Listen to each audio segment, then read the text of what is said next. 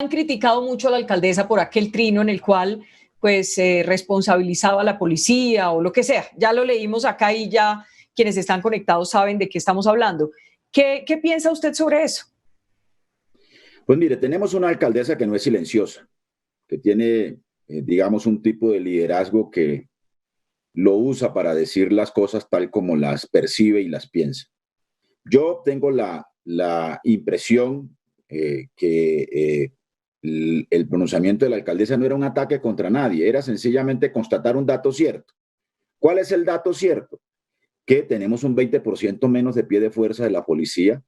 Es una decisión, digamos, desde el punto de vista epidemiológico correcto porque permite proteger el pie de fuerza que tenemos en la ciudad frente a una amenaza que digamos, nos pone en una situación de alerta a todos, pero se requiere, digamos, entender esa circunstancia en particular y actuar en consecuencia. Entiendo que la alcaldía tenía un plan acordado con el Ministerio de Defensa para incrementar el pie de fuerza desde el año entrante con 1,000 policías en el 2021 y 1,000 policías en el 2022.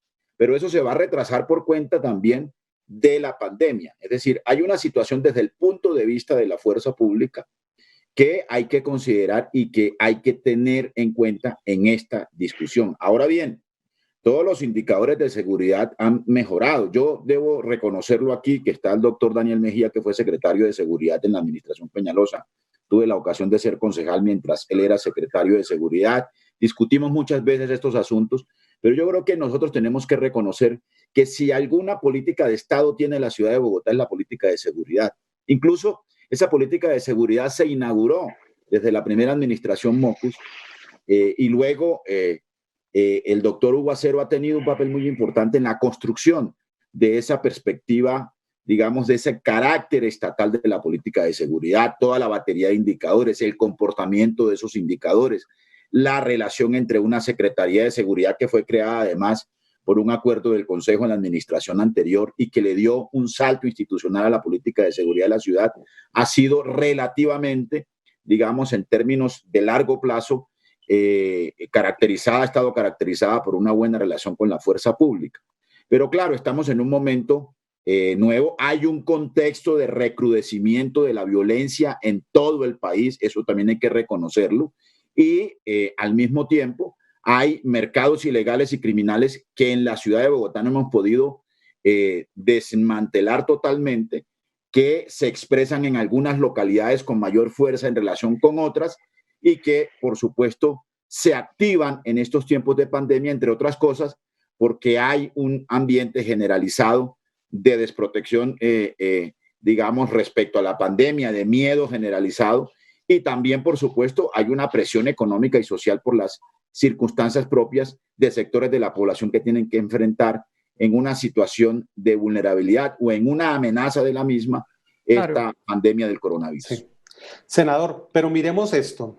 Claudia López dice que el tema de la inseguridad culpa a la Policía Nacional. En el tema, por ejemplo, de la SUSI, culpa al gobierno nacional. ¿Usted cree que eso está bien? Pero yo le quiero preguntar, Jairo, ¿quién decidió que los ventiladores los comprara el ministro de Salud y no las alcaldías y gobernaciones? Eso no solo es una queja de Claudia, es una queja en general de los gobernantes territoriales. Allí pregunten qué circunstancias han tenido que enfrentar esta pandemia los alcaldes y los gobernadores. Pregúntele al alcalde de Quibdó y al gobernador del Chocó. Pregúntele al alcalde de Cali. Pregúntele incluso al alcalde de Barranquilla. Es que los ventiladores que fue a negociar el ministro de Salud apenas están llegando. Porque además el coronavirus ha puesto al descubierto el excesivo centralismo que tenemos en el país. Las pruebas que aún no se han masificado tenían que llegar aquí a Bogotá al Instituto Nacional de Salud desde el último rincón de Colombia. Entonces también hay una situación muy, muy compleja en la que los gobernantes territoriales tienen que poner... Pero también le echa la culpa al gobierno nacional sobre la apertura. O sea, también responsabiliza al gobierno nacional. Va una cosa con la otra. Mire, nosotros tenemos una discusión con el gobierno nacional respecto al manejo de los recursos. Ayer salió un informe, por ejemplo, de la Universidad Javeriana, que desnuda la realidad de las cifras para atender la pandemia. Las cifras que entrega el gobierno nacional no son ciertas. Los hospitales no han recibido los recursos de la pandemia. Los recursos han quedado atrapados, una parte de ellos en las EPS. Los recursos del FOME, del Fondo de Emergencia, no han llegado a las alcaldías y gobernaciones.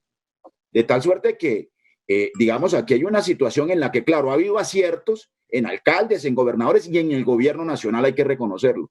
Pero también ha habido dificultades y nada ganamos con ocultarlas ni con silenciar esas dificultades, sino que hay que ponerlas en el debate público para poder encontrar soluciones concurrentes que permitan que entre todos salgamos al otro lado en un momento en el que vamos a enfrentar la circunstancia más difícil de la pandemia.